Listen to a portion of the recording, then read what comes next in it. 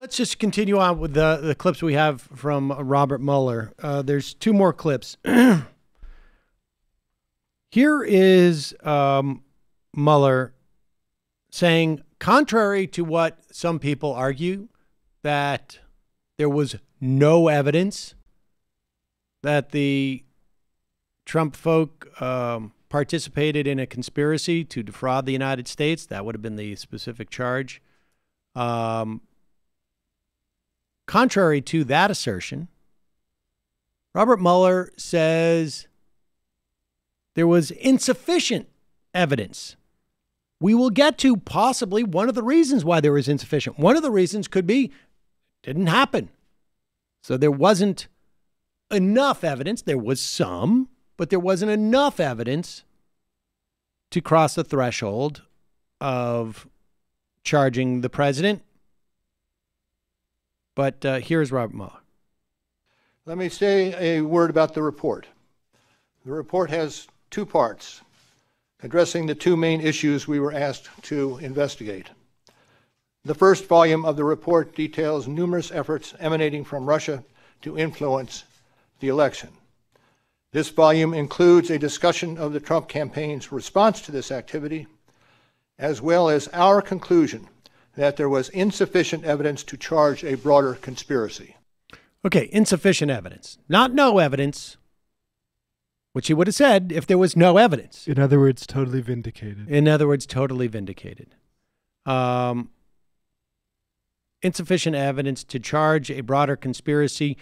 And that's not just in regards to the president, because we already know that in regards to the president, he cannot bring any charges to that effect.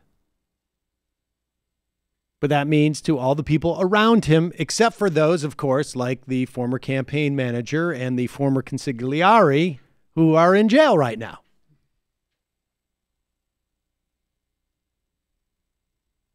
Here is Robert Mueller speaking to the second half of his report, which is the question of obstruction. Mueller makes it quite clear that obstruction keeps investigators from finding the truth. Obstruction is subsidiary to the primary mission of the investigation,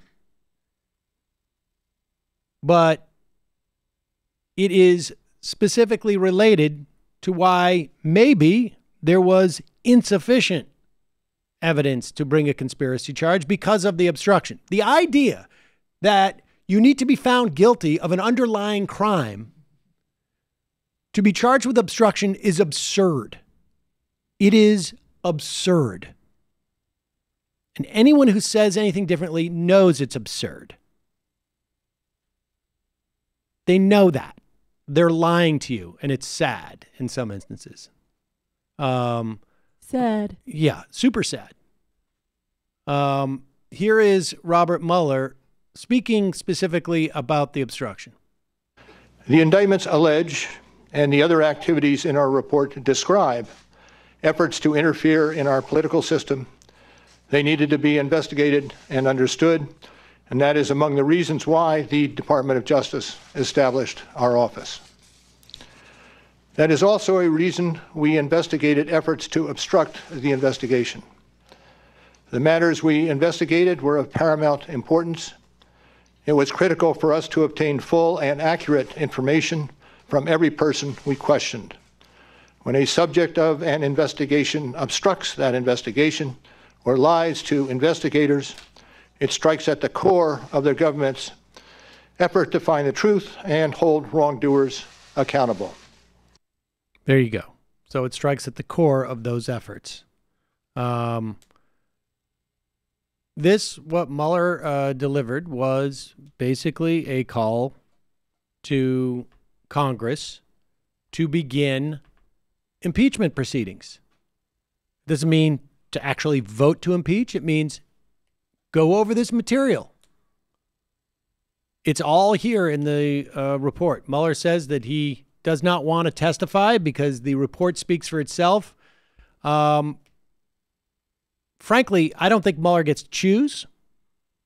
A. B. I think there's value in bringing Robert Mueller in just to read the report to the committee, because this is a political process. This is a political process. You cannot just submit the report and anticipate that it's going to do all the work. Now, Congress needs to do the work, but part of that work is to put on basically an argument in front of the American people, because this is a political process. And if driving attention to the report, and I have said this multiple times, all you need to do is read the first 2 chapters. But 99% of the American public is not. I would say probably that may even be generous estimate. And the way to do impeachment is to convince the American public, at least some percentage of them. And the only way to do that is to expose them to what's in the report. And if there's a better way to do it than bringing the author of the report to talk about the report, then I'm not aware of it. I mean, I could have just told you everything about this book today, but I had the author on because I don't understand every dynamic in the book. She may have more passion. She may write the same amount of pages for one story to another, but one may be more important to her. I mean, this is fairly obvious. Robert Mueller does not get to choose whether he is used as a prop, frankly, or a mechanism to inform the American public what the president did. It's not his choice. And Robert Mueller has now gone in front of Congress, essentially in front of the American people, and basically said to Congress, it's your turn. I did my work. Well, that's fine. Congress may need him a little bit more.